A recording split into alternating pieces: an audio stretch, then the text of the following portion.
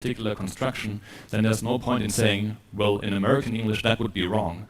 But we want to understand the communicative purpose and the structural realizations of language. So a neutrality in our scientific approach is super important.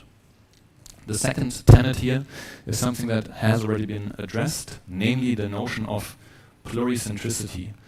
English is not one homogeneous entity. There are different Englishes that exist, and this notion, this concept is captured here by Klein in 1991.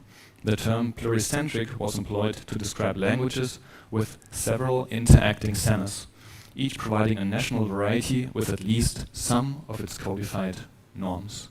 So we have different varieties of English, and they all develop their own rules over time. Now, how does that actually happen? Schneider in 2007 says that the English language in different territories around the world develops new structures that were not around earlier. And this happens through the concept of structural nativization, which is defined as the emergence of locally characteristic linguistic patterns and thus the genesis of a new variety of English. And this development can happen on different levels of language organization. Now, the smallest level of language organization, the smallest unit in a language is the sound. And we find that different words are pronounced differently across different varieties of English. And I want to test you a little bit on your competence with regard to identifying the regional background of a speaker. I'm going to start with an example of a text that you can see right here. I'm going to play back an audio file for you. And I would then invite you to tell me where that speaker is from. Is everybody ready for that? Yeah? Cool. So let's check that out. Please call Stella. Ask her to bring these things with her from the store. 6 spoons of fresh snow peas, 5 thick slabs of blue cheese, and maybe a snack for her brother Bob. We also need a small plastic snake and a big toy frog for the kids. She can scoop these things into 3 red bags, and we will meet her Wednesday at the train station. So can I put anybody on the spot and ask her? US, yeah, so unanimous agreement, yeah, very good. California, female speaker, very accurate, so high degree of competence. All right, so we're moving now into South Asia. We're becoming more regional. I'll play back the exact same text pronounced by a different speaker from South Asia. So that narrows the options down. And yeah, let's listen to that. We're not going to listen to the entire thing, maybe just a couple of seconds. Please call Stella. Ask her to bring these things with her from the store. 6 spoons of fresh snow peas, 5 thick slabs of blue cheese.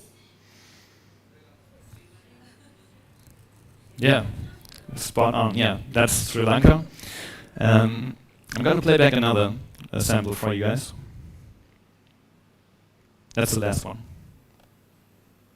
Please call Stella.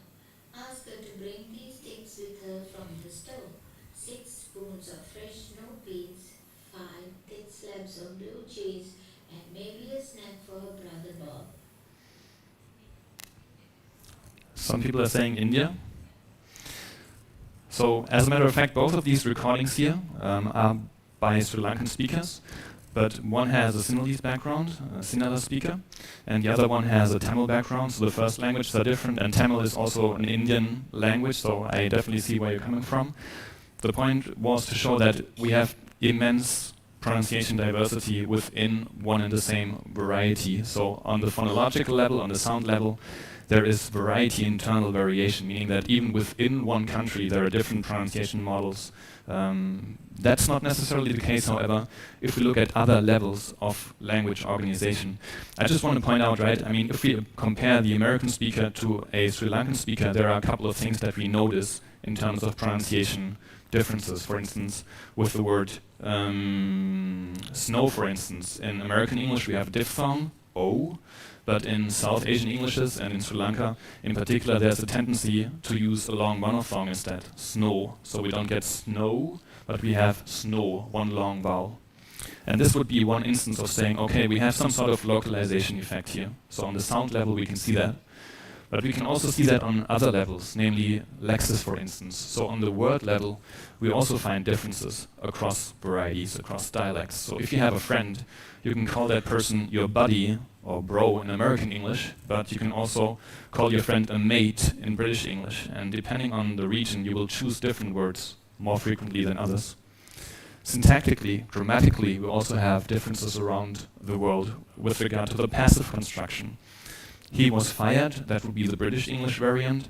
In Singapore English, people might want to use a construction like he cannot fire as a construction that's transferred from Malay as one of the dominant languages as well in Singapore. So we see localization also on the level of grammar. Also, the meaning of words is different.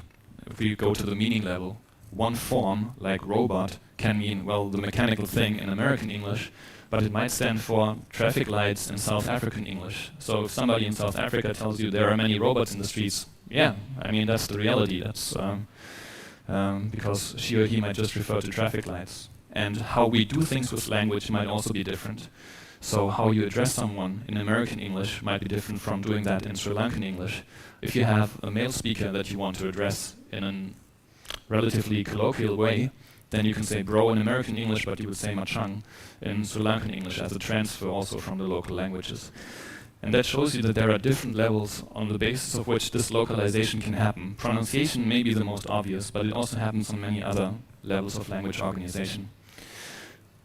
So far, we've only talked about diversity. There are many Englishes, there are different levels of language organization with different ways of doing things. And Schneider in 2003 and 2007 actually proposed that although we have all of this diversity, there's still a certain similarity in how the Englishes around the world develop. And he said that there is an underlying process which derives their formation, accounts for many similarities between them, and appears to operate whenever a language is transplanted. And I don't really want to go into very much detail here about the individual phases in terms of Schneider, but what he tries to model is that after a first initial phase, a variety over time has the potential to develop its own norms. And the more advanced a variety is, the more codified, the more standardized it will also become, because people will develop dictionaries of that local variety, people will develop grammars of that local variety, and as such, the localization will be documented. I mean, think about Sri Lankan English, for instance. We have Myla's dictionary, for instance, 2007, or there are also handbooks on Indian English usage. So all of these are indications of an endonormatively stabilized variety, a variety of English in its own right. And yeah, there are a couple of parameters that Schneider investigates, but I don't think we need to go into detail about this right now. So if we now look at the South Asian context, what kind of localization phenomena can we actually observe when we study language empirically? I wanted to just show you a couple of constructions that have been documented for different South Asian varieties. This is an example taken from Indian English. And you can see the example right there. She said she wanted to gift him a dream. So gift as a verb is in British English or American English. This tends to be the set of reference varieties that varieties around the world are often compared to, because they are the input varieties for many varieties around the world. So if we want to see what over time is a localized feature, well, it's good to go back to the starting point and see what the original form was. And for that reason, British English and also American English to an extent are still used as reference points. And in American English or British English, gift as a verb would not necessarily be used with two objects, but it's used like that in Indian English. Also, a construction that I heard a couple of times already in the course of this conference is the usage of itself in that way. Itself as a pragmatic focus marker that stresses the entity that precedes it. So itself here puts focus on the entity that precedes it. So in the last couple of months, itself, like in the last couple of months in particular, this is the usage of this kind of presentational itself construction. And what's interesting is that you have month in plural and itself in singular. And that shows you that itself has taken on this pragmatic function, that it's independent of the grammatical context as such, and as such a feature that has stabilized itself for that particular use. And that's used all across South Asia, actually. If you look at empirical data, in this context, newspaper data, you can trace it across different South Asian countries. Indian English has the highest frequency in normalized terms, but it can also be found in Maldives and in other South Asian countries. So it's a pan-South Asian feature. I'll come back to particle verbs in more detail in a moment, but you find innovative particle verbs, so combinations of a verb and then one or two particles, like give up, look into, in South Asian Englishes. What I want to address here is that if we compare an innovative form in a South Asian English or variety of English to a traditional form, it's very often the case that both are used next to each other in a way. That it's not like the innovative form takes over fully, but it usually exists alongside the traditional form.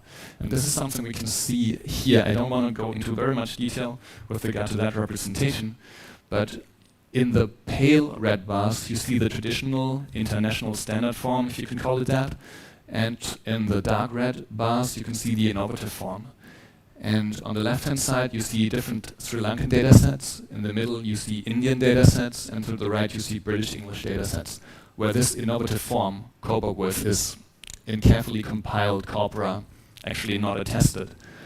In the South Asian data sets, you see that cope up with occurs, but at the same time, it's a minority variant. So it's used, but it's not the dominant variant. So the traditional and the innovative form, they exist alongside, next to each other.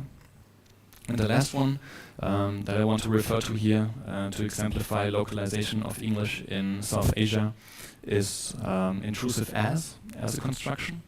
So in British or American English, as would probably not be used as frequently as in South Asia in this kind of construction. This state of the superconductor is called as the type 1 superconductors. American English British variant would probably is called the type 1 superconductors. So it's also a lexicogrammatical innovation in that sense. And we can observe that, however, this lexicogrammatical innovation can be attested, but again, it's a minority variant. The standard international variant is still the dominant form. So we can see that there are a couple of innovations around in Asian Englishes, but they are minority variants. Nevertheless, their existence marks them as varieties that are different from American English and British English. On to the Maldives. So before we look into its structure, we need to talk a little bit about, I think, at least the genesis of the variety of English that's used in Maldives. And it all started in 1796 when Maldives became a British protected area.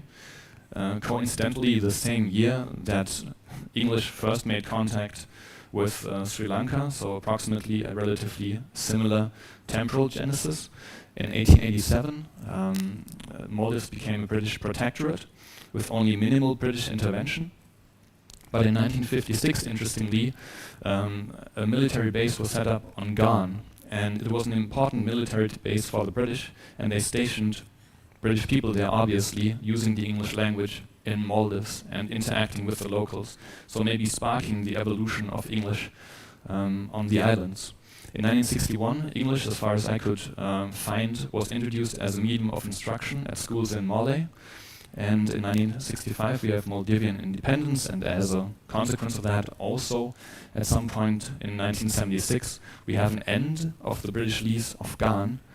But the important thing is that English became a medium of instruction across the entirety of Maldives in the 1990s, and that has, of course, created a lot of contact between English and Liebig. And as a consequence of that, we can probably expect that English has become localized in many different facets in Maldives.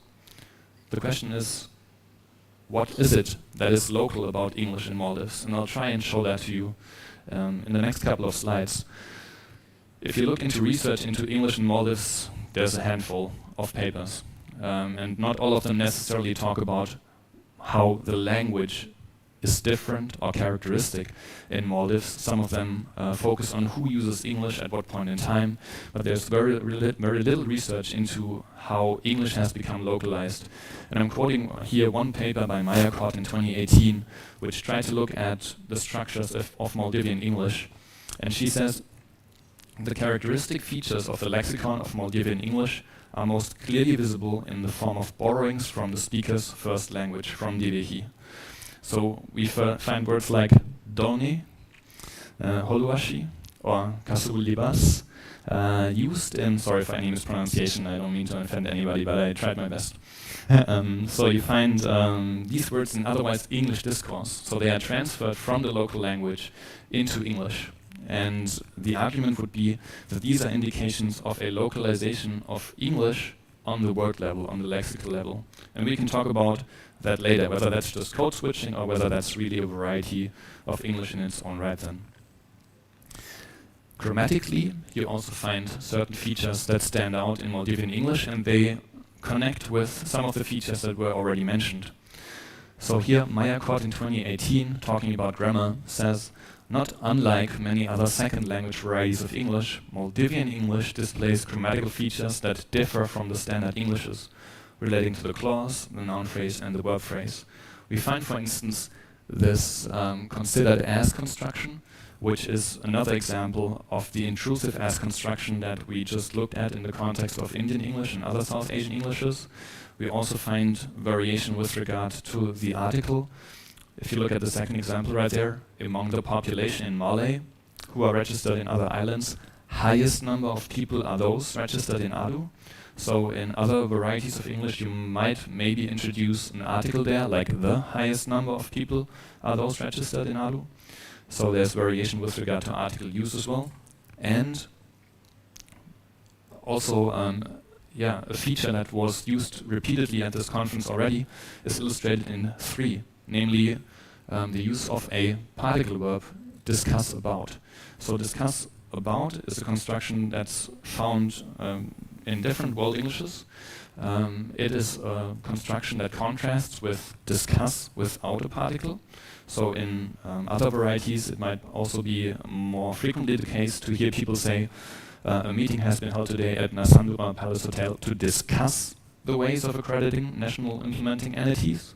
But in Maldivian English, people also tend to use about in connection with discuss, and that's another facet with regard to which localization can be shown.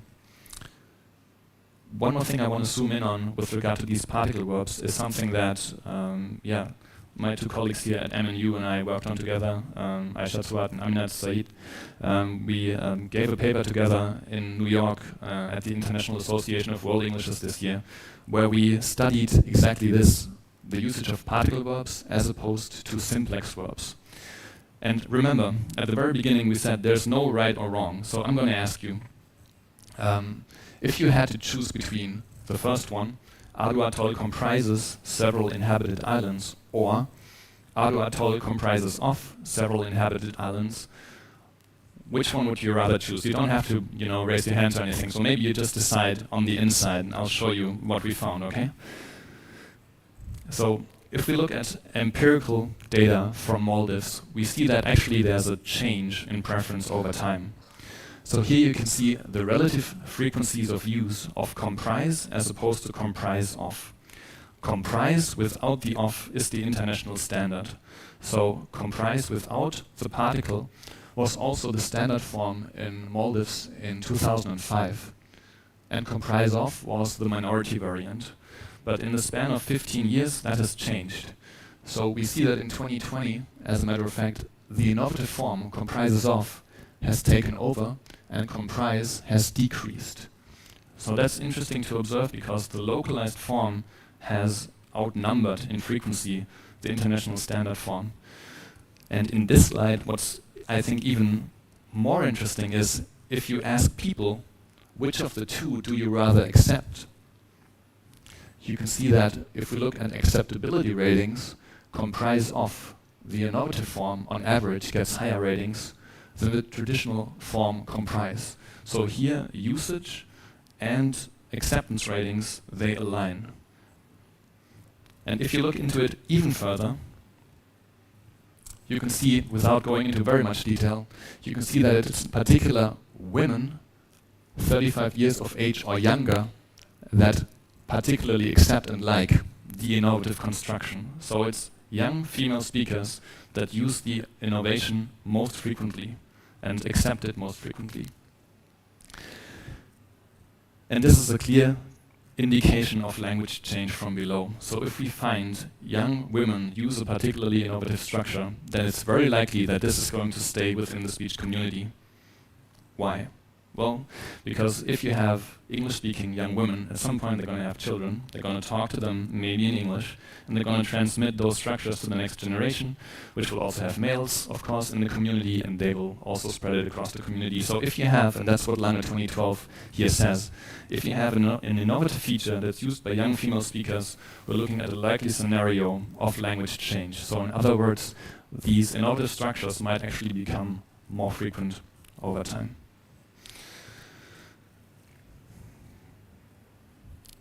Is that a good thing? Is that a bad thing? English becoming more localized? Because English can also be regarded as a killer language. Yeah? It's not only that English enriches linguistic ecologies, but it's also the case that English threatens linguistic ecologies because it's such a dominant language. So currently we're talking about 6,000 to 7,000 languages around the globe and approximately equally many sign languages. The median, the average number of speakers of a language is probably around 5,000 to 6,000. So a small amount of people usually use one single language. Over 95% of the world's spoken languages have fewer than 1 million native users. And 83 to 84% of the languages around the globe are endemic, meaning they are only spoken in one country. The question is English a threat to Theveli in Maldives? And the audience is already in agreement with that statement. Maybe we talk about what a threatened language is to begin with. Skutnam Kangas here defines a threatened language as follows. A language is threatened if it has few users and a weak political status, and especially if children are no longer learning it. That is when the language is no longer transmitted to the next generation. We might not be quite there yet in Maldives, I suppose. There are other languages that are more severely threatened, that only have a handful of users who are in their 70s or 80s. These are severely threatened languages. But I don't think we have to wait in Maldives until that phase has been reached. So it might be reasonable to think about action right now when we still have a very active use of Theveli in the country. This is taken from Mohammed in 2013. She actually asked educators, parents and students to compare what they think about Theveli in English with regard to the superiority of the language, whether the two are rich languages, whether competence in those languages shows intelligence, and whether Theveli and or English can get you good jobs. Yeah, and the ratings are relatively unanimous. So for each pair of comparison, you can see that English gets higher ratings by the educators. This is even more pronounced with the parents, so higher ratings for English for each of those categories. And the same holds true for the students as well. So English across the board gets more positive ratings. And you can also see that the ratings become higher if there are notable differences from educators to parents to students. So the younger generation really appreciates English, and yeah, we can see that across all of those different pairs of comparison if there's variation. So it's particularly the younger generation that's interested in English. And Mohammed draws a couple of conclusions on the basis of her observations. So she says, parents and students give more importance to the mastery of English. The strong desire among parents and students for academic success has resulted in Theveli being undervalued and relegated to a secondary status. The status of English has prompted the view that it is a richer and more superior language when compared with their own. This implies the need to create awareness about the richness of Theveli and to cultivate a pride in their linguistic heritage. Without this, the danger of endangerment and language shift to English is very probable. So the question is that really a problem? I mean, is something actually lost when Theveli gets lost? And the answer is a clear yes. So She says, and I'm only going to read out the bold part here, with language, the young generation loses the underlying aspects of culture, such as values, traditions, and beliefs, all of which make up one's identity. So the connection between language and identity is certainly, I think, the most obvious point with regard to what would get lost if Theveli got lost to a certain extent. Still, I want to provide a kind of balanced picture. If you look at Ethnologue, which is a documentation of the vitality of different languages around the globe, Maldivian, as it's called here, so another word for Theveli, is still categorized as an institutionalized language, defined as a language that has been developed to the point that it is used and sustained by institutions beyond the home and community. So, in Ethnologue's point of view, or from Ethnologue's point of view, Theveli is not yet a threatened language, but we can see that there are first indications that Theveli might become more threatened over time. So why should we actually care? Why is it important to think about how Theveli can be preserved? And the answer is, well, first of all, cultural heritage. So every language has in it stored oral histories, oral literature, stories, legends, and historical narratives. And we can also, of course, see that the language as such is a storage of information. Just before this talk, I had a very nice conversation about certain concepts that are very much encoded in Theveli, but are not encoded in the English language. Think about the different stages of the coconut, for instance. I mean, you have a very refined terminology for different stages of development of the coconut. If you were to translate these different stages into English, you would probably have a very hard time doing that in the English language. So we have certain pieces of knowledge in Theveli that are not available as readily available in English. And if Theveli got lost, that knowledge would also get lost along with it. We talked about identity already, but I think there's also a point to be made with regard to educational success. And this has, I think, policy implications. I want to quote here, Austin and Sellerbank 2011, research, and this is, I think, really, really important, has consistently found that education through the mother tongue provides the best start for children. Additive bilingualism, that means using the mother tongue and another language on top, correlates with higher general educational achievement, including in other languages. However, the full advantages are only reaped if both linguistic varieties are afforded equal, or at least respected status, and full biliteracy. So competence in English and Theveli, in the case of Maldives, is developed. That is, people are able to read, write in both languages that they use. So what can you do? There are methods in order to save a language from a policy-making side and from a community side. And I mean, policymakers can do all they want. At the end of the day, it's the people that need to implement those policies and use the language. But let's go through this step by step. For policymakers, of course, setting up language classes in threatened languages is an option. We also have the option of installing or implementing bilingual education policies, which is the case in Maldives, at least I think to a certain extent. Immersion schools and language nests are probably options for more severely threatened languages. For the community, however, it might also be valuable to think about how to store and archive the language adequately.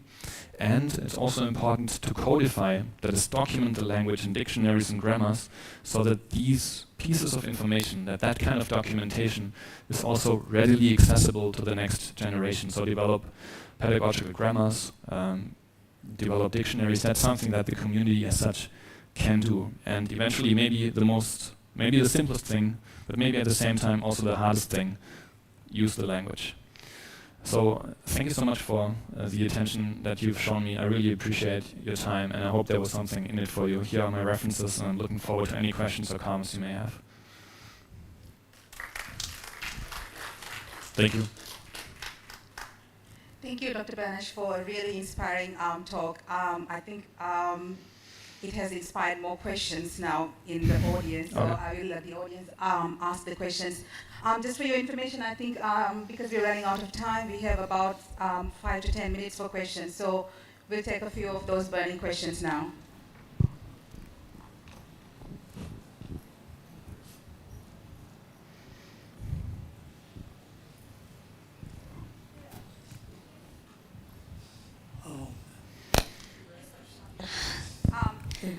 Could we go to Dr. Shabir first? Thank you.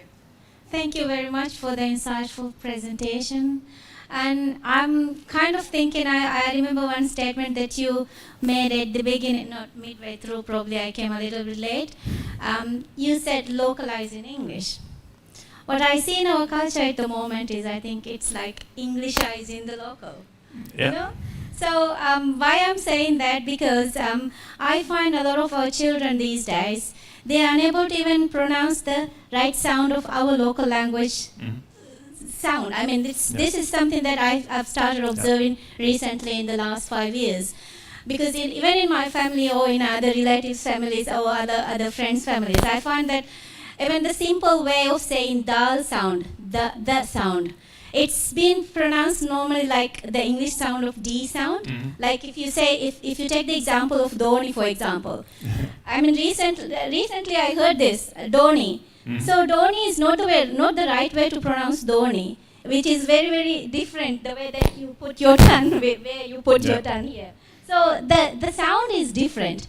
That is why I see that, I mean, the conversation that you shared with us, it's really, really relatable what's been happening in our context. So it's Englishizing the local language. Definitely. Thank you. So thank you so much for that statement. I think that's the other part of the story. It's not only that the English language becomes localized, but it's also that Theveli becomes Englishified, Englishized, whatever you want to call it, right?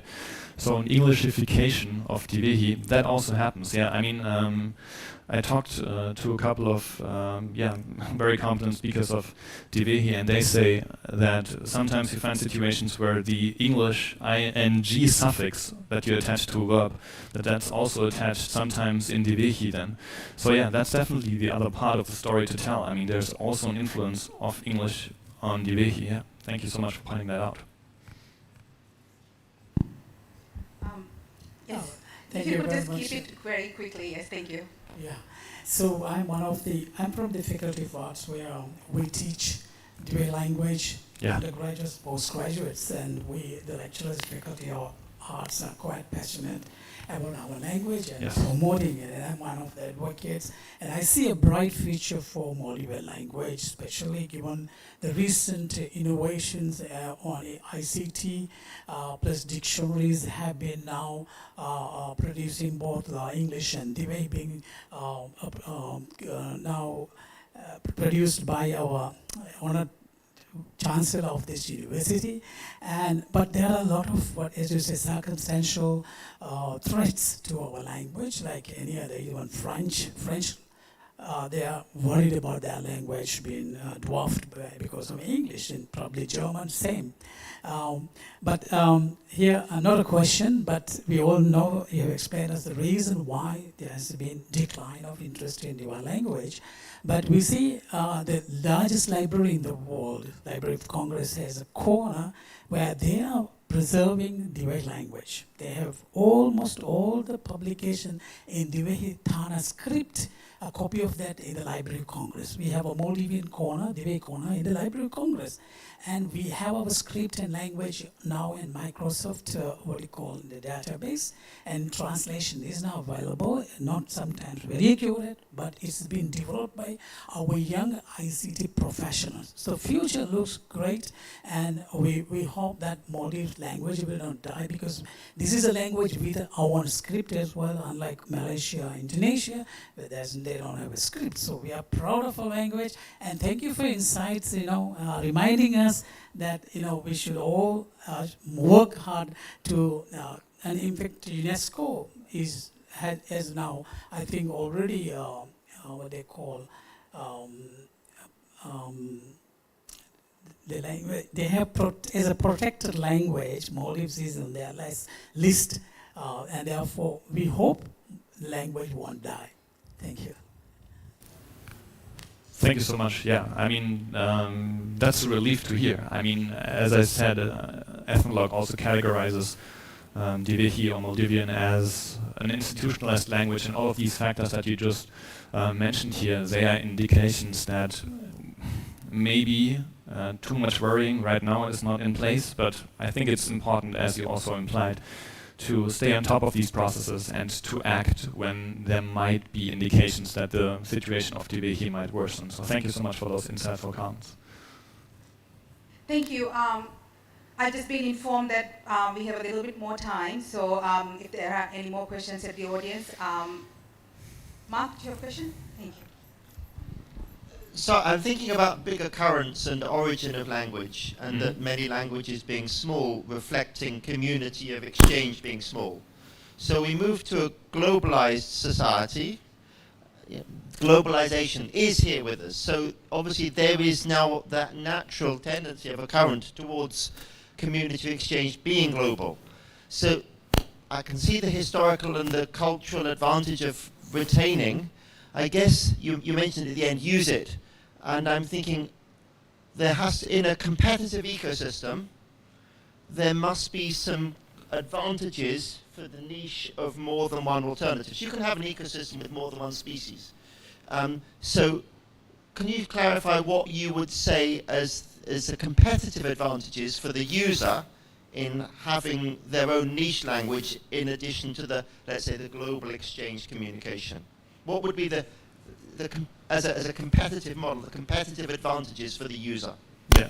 So you would be talking about a situation where a bilingual speaker would have two languages available, and what the benefit would be of having that additional language on top of English.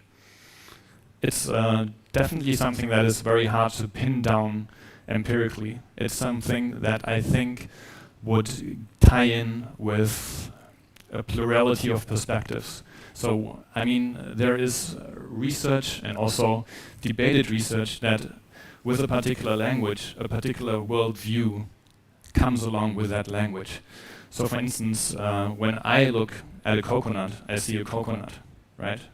But when someone in Maldives looks at a coconut, that person can tell you, okay, that coconut has probably this or that age. And it's this kind of knowledge that is endowed in the local language, but that's not available in the English language. So if the local language was no longer to be used, then of course this knowledge would not necessarily get lost, but over time it would certainly be threatened to fade out.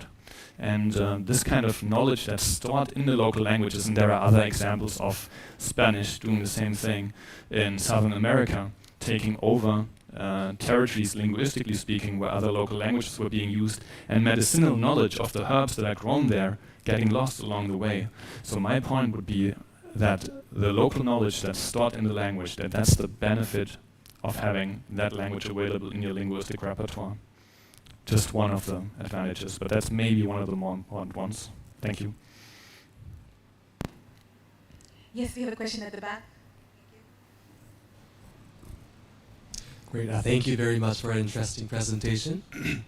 I just recalled some past information that I learned in the past. And I'm from Japan, and there's a lot of people outside of Japan that are, that are living in other countries, but they are the ones that are pretty much keeping the original language from the past, the beautiful, the classical languages. And the ones that are living in Japan are, all the languages are very much changing very fast. And I think for the case of the Maldives, I know that there's a lot of Maldivians living overseas. And do you happen to know this difference? We got a lot of information about the people in the Maldives, but if you compare with the other people living outside of the Maldives, is the situation a bit different? Maybe they're keeping the Liebig language as it is, without many changes or without many influences from English. This is just one point that I kind of came up with. And if you can maybe provide some information on that. Thanks. Yeah, I mean, that's really beyond my expertise, I have to say, unfortunately. But I think there are probably a couple of speakers in the audience that could comment on that relatively confidently.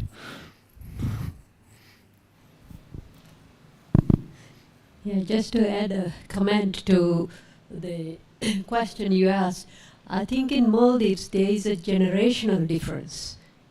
if the older generation speaks a different Theveli language compared to the young generation.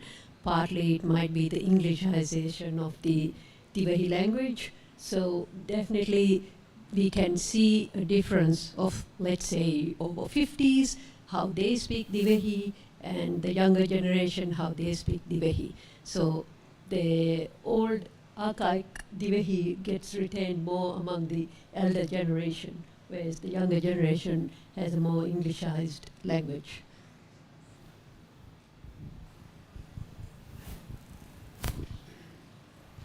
We have a question. Okay, thank you. Hello. Great talk. For a geologist, it was very new to me, to have such knowledge about languages. Coming from Switzerland, it's a very special place. 4 languages in Switzerland, and this is extremely stable. Not even 4 languages, but probably 6 Swiss-German, dialects spoken still to these days. Completely kind of difficult to fully be understood by even German speakers. And so in a very small area, and I think geographically it's kind of because the dialects are related to the isolation, or the historical isolation within the Alps and so on. So in Theveli, it's a large country separated in 26 atolls, separated by a large kind of space of water. Is the Theveli different if you are from the south or from the north? I would imagine, yes. So this was kind of not, it was a question, and everybody kind of agrees with this probably, because it's the isolation that create languages, different languages. But even myself, when I speak about the Maldives, I always take myself, kind of, and think, oh no, I just said Maldives. So if you are an American, which I am more or less, but I say Maldives because the I is an I, yes, and not Maldives, like the British would say.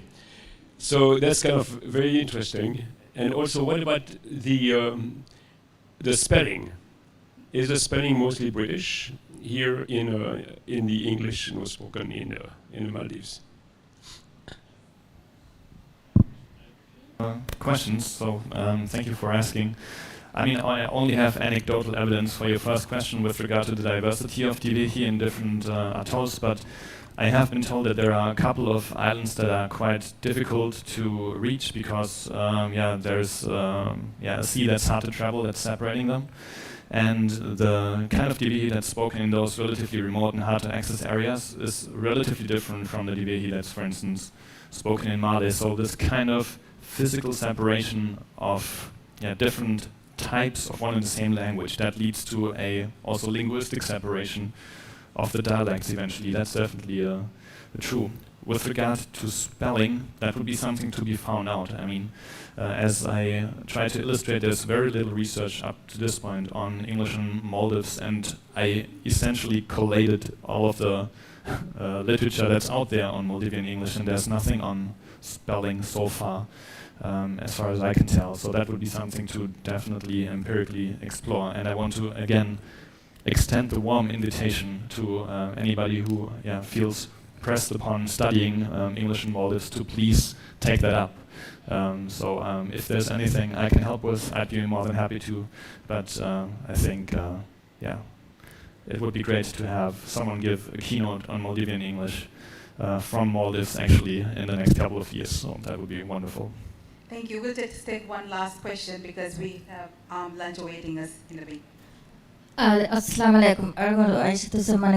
Algon hama ni khiyale hama mene danna wala ben mani divehi bahun hama gata den hama gabol koran ene divehi bas egena khama e yargon maga divehi bas ene nagwan e ulubani eta den ale algon ke khiyala ki divehi bahun tibe frati research heddevi iru ki bagan tho tarjuma e mitana nugen nevi divehi bahun tibe frati vidal vulhava ke jene tarjuma koraven Purihawa ke nonas ten Kurukov, Fonikov, yes, කොම්මසරක වාහකොළ දිවි බහමස් දක්කාරම යාළුගන خيالංගන්නකම එහෙන් නෝකම වඤ්ඤා හැම දිවිබස් මරාලෙවනේ මෙතත්ව ඉග්‍රේස්වා වාදකේ මේ යාළුගන ස්වා. Thank you for that comment. I would probably need subtitles for that though. Thank you for that. But since we're running out of time, I think we'll move on to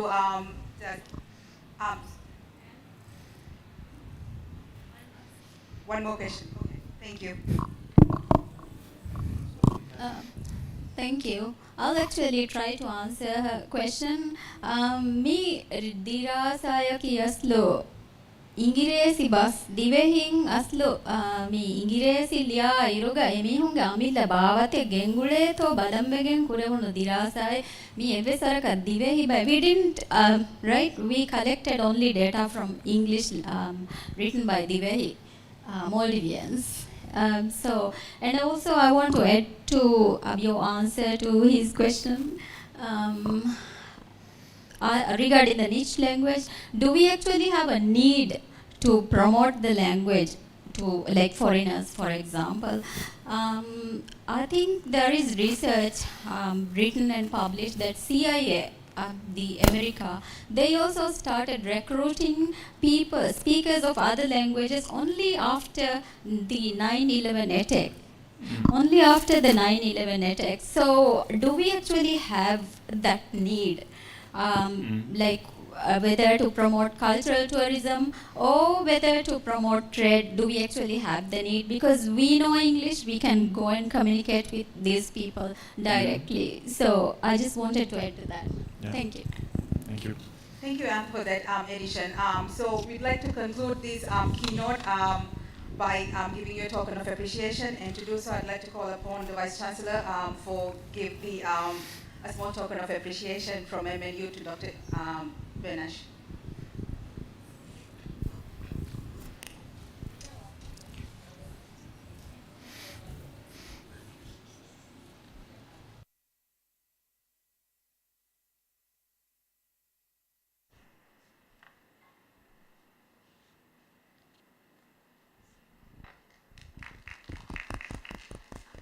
Thank you.